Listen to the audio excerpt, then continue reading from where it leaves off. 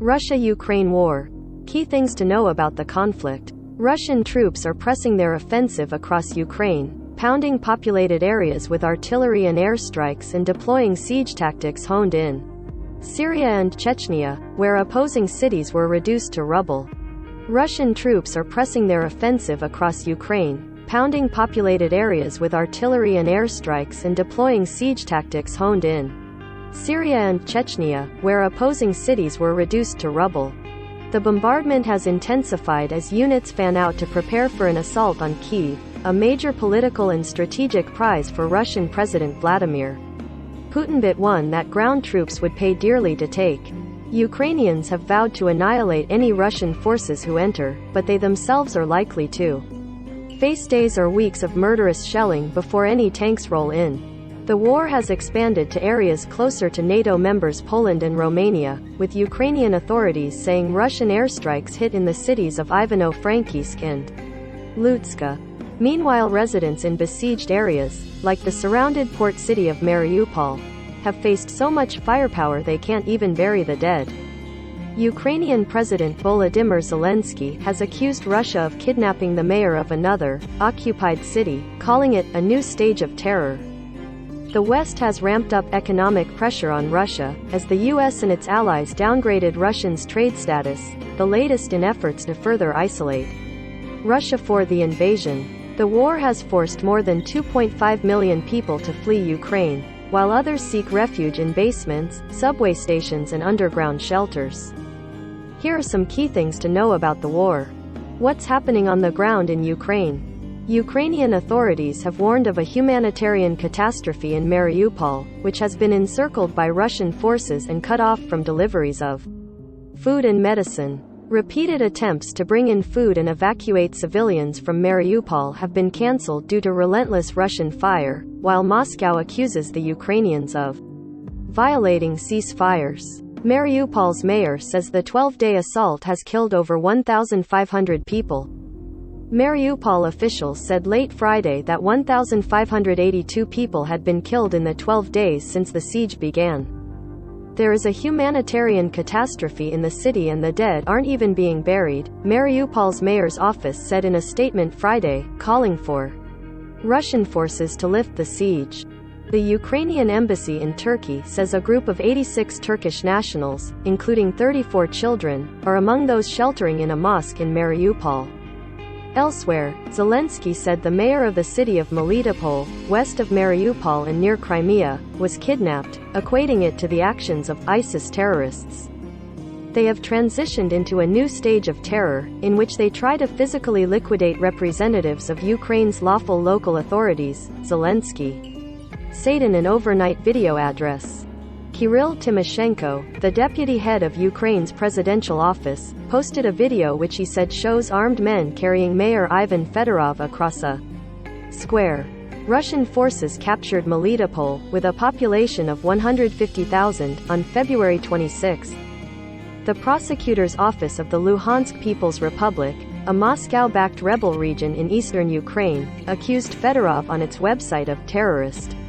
To the north, Russian forces were blockading Kharkiv, Ukraine's second-largest city, even as efforts have been made to create new humanitarian corridors around it and other urban centers. Ukraine's emergency services reported that the bodies of 5 people were pulled from an apartment building that was struck by shelling in Kharkiv, including 2 women, a man and 2 children. In Kyiv, an ammunition depot outside the city was shelled overnight, sending billowing black smoke into the sky, according to video provided by emergency workers. It was unclear immediately if were injuries or deaths. As part of a multi-front attack on the capital, the Russians' push from the northeast appeared to be advancing, a U.S. defense official said, speaking on condition of anonymity to give the U.S. assessment of the fight. Combat units were moved up from the rear as the forces advanced to within 30 kilometers. 18.6 miles of Kyiv. New commercial satellite images appeared to capture artillery firing on residential areas that stood between the Russians and the capital.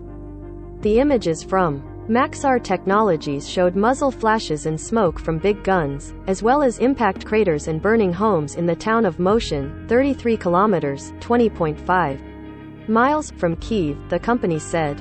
The strikes in western Ukraine, on Ivano-Frankivsk and Lutska, were confirmed by Russia, which said it used long-range weapons to put military airfields in the two cities out of action. Lutska Mayor Ihor Polishchuk said 4 servicemen were killed and another 6 were wounded. What has the AP directly witnessed or confirmed? More shelling and airstrikes pummeled Mariupol on Friday, leaving apartment complexes on fire as temperatures hovered around freezing. The city of 430,000 has been without food, running water and electricity for 10 days. On Friday, an Associated Press photographer captured the moment when a tank appeared to fire directly on an apartment building in Mariupol, enveloping one, citing a billowing orange fireball. A newborn girl nestled against her mother after Russian airstrikes hit the Mariupol maternity hospital where the woman was to give birth.